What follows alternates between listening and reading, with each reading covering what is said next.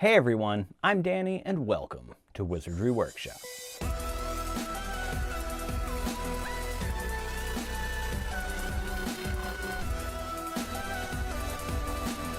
In this video, we are going to be making the Hogwarts Map. And no, this is not the Marauders Map. That's a different video. You can check that out. I've done a whole bunch of stuff with the Marauders Map. This one is actually just a map of Hogwarts that was given to first years, and you can see this in the movie. I looked everywhere for the actual scene. It does look a lot like the Quidditch campsite map. They used the same sort of design and border, but the actual map itself is totally different. So I have different sizes of this map, a large, a medium, and a small basically, so you can still do really cool party favors with these Hogwarts maps. Also, before we get into the DIY, I just want you to know that I did get sick, and throughout the first not quite half of this video, my voice sounds really hoarse and bad because I was getting sick and losing my voice, and I ended up getting COVID. So this video took me more than 10 days because I spent 10 days with COVID and didn't record a thing. But today was the first day that I tested negative for COVID, and my voice is doing perfectly fine, so now we're finishing the video. Anyway, check out the description box for a list of all the supplies you need to make this DIY, as well as the free downloadable templates, and let's get started. So of course, first you're going to need to download and print the templates. There are 3 different versions. So this first one is printed on regular sized printer paper, double-sided.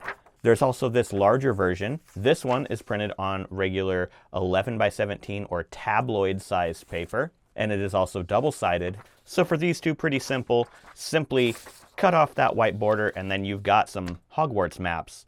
But what I want to do in this video is actually a map that we can hang up on the wall. So mine's going to be bigger, and this version is also included. It's 2 pieces on 11 by 17 paper, also printed double-sided if you want. You don't have to, but yeah, so we've got the backs on here. But before I actually trim off the edge here where the white is, I want to trim right down the middle where these are going to be put together. And we do want a clean cut here, so it's best to not use scissors. You want it to be as clean of a cut as possible, which is why I am using a ruler and X-Acto knife.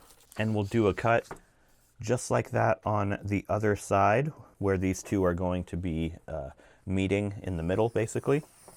And now, as you can see, there's some overlap. You can see the top of the over here, and you can see some of the other things here that will overlap. So the idea is just to line them up, and then what I'm going to do is put down a piece of cardboard, or you could use like a piece of scrap paper or something, right where the bottom of this top one ends. And then if we move that away, this is the part we need to put glue on. And I need something heavy to put on there, so I'm just going to use this book, and just using a little glue from a glue stick will do the job here. And now we just move this back and line up the border. I'm just going to lightly touch it and then move this off of here, and it should line up. And if it didn't, it's glue stick, so you can kind of peel it off and resituate it if you need to. But there we go. So now my map has been assembled, and we waited to trim the edges off, so now we can trim them down. And the reason we waited is so that now, even if the pages are not 100% aligned correctly, you still have a smooth edge on that side, and you don't have like a weird little corner piece over here. So now this would be the full-size map that we will hang up. So this is basically like a poster that we could put up, and you could put it up just like this, but I want to frame mine. So I just went to a local secondhand shop here, and I purchased this cool looking frame. Of course, before you buy your frame, you do want to measure and make sure that the print will fit. This frame does not have the back to it, so all I did was cut out a piece of cardboard to fit the back. So through that first part, I was obviously getting sick and my voice was going. I got COVID, so I've been out for 10 days, and now I'm back. Originally, I was just putting a white paper behind the print and then gluing the print on top of it to hide the cardboard. But it got a little sloppy, as you can see.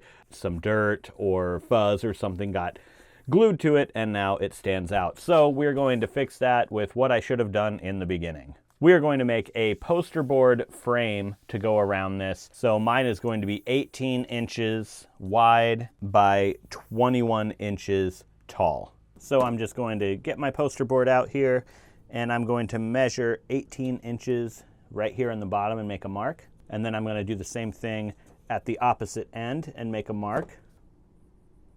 And then from those two marks, we'll line up a ruler and make our first cut. Then we can turn it and measure 21 inches here, and again up top as well. And with those two marks, we will cut off the excess again.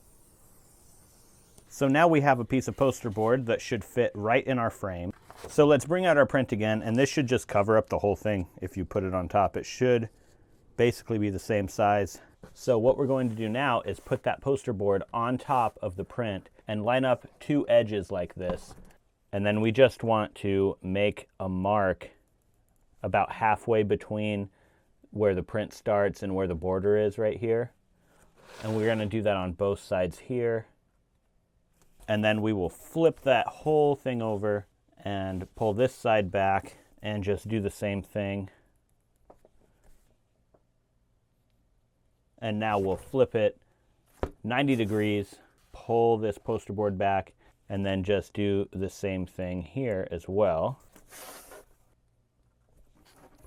And then we'll just flip it over again and do the same thing on this side. And that should be the last of our marks. I am going to sort of eyeball where these other marks are on the outside edge here. So now I've got one cut, and that should separate right there. As you can see, didn't go all the way to the edge. I stopped where these lines were here and here. Now let's do that on the other opposite side. Okay, so now we've got two sides like that. And then the next thing we need to do is turn it and do the same thing here, which will cut out the large middle square, and we'll be left with just a white frame. And now it should just break away, and then we should just have this white frame that fits right on top and hides the dirty glue and stuff from around the edges. So we will first take the white frame, flip it over, and then we'll place that in the frame, and then we'll take the map and place that on top. And if we flip it over, it should look like this. Here is the full-size map of Hogwarts right here. So this is actually also in the Wizarding World of Harry Potter as a tapestry. I just thought this would be an awesome thing to add to your collection. This is just for personal, educational use.